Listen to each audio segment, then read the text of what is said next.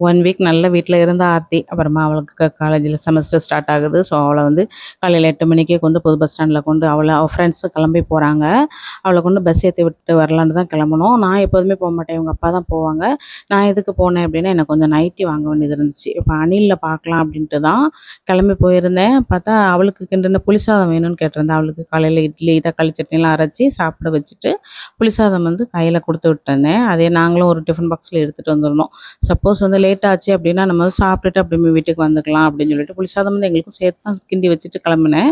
பார்த்தா அனில் ஸ்டோர் வந்து திறக்கல. ஏற்கனவே வந்து நம்ம சீக்கிரமா போயிட்டோம் அப்படின்னு சொல்லிட்டு, அந்த சயன்ஸ் சென்டர் பக்கத்துல கொஞ்சம் நேரமா நின்னுட்டு, சாப்பிட்டுட்டு, டைம் ஸ்பெண்ட் பண்ணிட்டு தான் போனோம். 9:30 ஆயிட்டு. ஆனாலுமே வந்து கடை திறக்கல. பார்த்தா இவங்க அப்பாவோட ஆஃபீஸுமே வந்து ஷட்டர வந்து லைட்டா தான் திறந்து வச்சிருந்தாங்க. ஷட்டர் வந்து நல்லா ஃபுல்லா திறக்கல. ஸோ, பக்கத்துல பார்த்தீங்கன்னா, சாலைக்குமார சாமி கோவில்ல வந்து நல்ல மணி அடிச்சு பூஜை பண்ணிட்டு இருந்தது. ஸோ, அங்கே போய் நம்ம சாமி கும்பிட்டுட்டு வந்துரலாம் அப்படின்னு சொல்லிட்டு தான் கிளம்புனோம். அப்போ நான் கோவிலுக்கு போற ஐடியாவே அன்னைக்கு இல்ல. ஆனா வந்து கடவுள் நம்மள கூப்பிட்டுருக்காங்க அப்படின்ட்டு, அங்க போய் நல்ல தரிசனம் சாமி கும்பிட்டுட்டு, கொஞ்சம் ரிலாக்ஸா மெடிடேஷன்லாம் பண்ணிட்டு, அதுக்கப்புறமா வந்தோம் பார்த்தீங்கன்னா, அப்ப கடை திறந்திருந்துச்சு. அன்னைக்கு வந்து நெறைய வெயில். எப்போதும் வழக்கத்துக்கு மாறா அன்னைக்கு வந்து நல்லா வெயில் அடிச்சது. ஸோ, கரும்பு சாறெல்லாம் குடிச்சிட்டு வந்து பார்த்தா, அப்ப இவங்க அப்பா சொல்லிட்டாங்க, "மணி வந்து கிட்டத்தட்ட 10:30 கிட்ட ஆயிட்டு.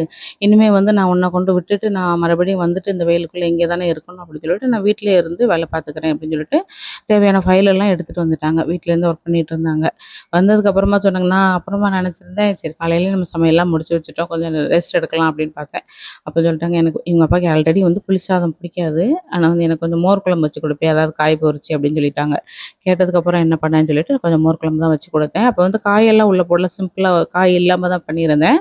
நான் வந்து சின்ன வெங்காயம், ஜீரகம், பூண்டு, தேங்காய், வெள்ளைப்பூடு, இஞ்சி எல்லாம் சேர்த்துட்டு நல்லா மை போல அரைச்சிட்டு, அ த தேங்காய் எண்ணெய் தாளிச்சிட்டு, கடுகு, உளுந்தம் பருப்பு, அப்புறமா காயப்பொடி, வத்தல் கிள்ளி சேர்த்துட்டு, அந்த அரைச்சு வச்சிருந்த அந்த பேஸ்ட்டு, கொஞ்சமா மஞ்சள் தூள், காயப்பொடியெல்லாம் சேர்த்து, அது நல்லா கொதிச்சதுக்கு அப்புறமா, அந்த மிக்ஸி ஜார்ல வந்து அந்த தயிர வந்து ஒரு அடி அடிச்சு வச்சிருக்கணும். அத சேர்த்துட்டு, தேவையான தண்ணியும் சேர்த்துட்டு, லைட்டா கொதி விடுவேன் அவ்வளோதான். அந்த மோர் குழம்பு இந்த மாரி செஞ்சு பாருங்க. ரொம்ப சூப்பரா இருக்கும்.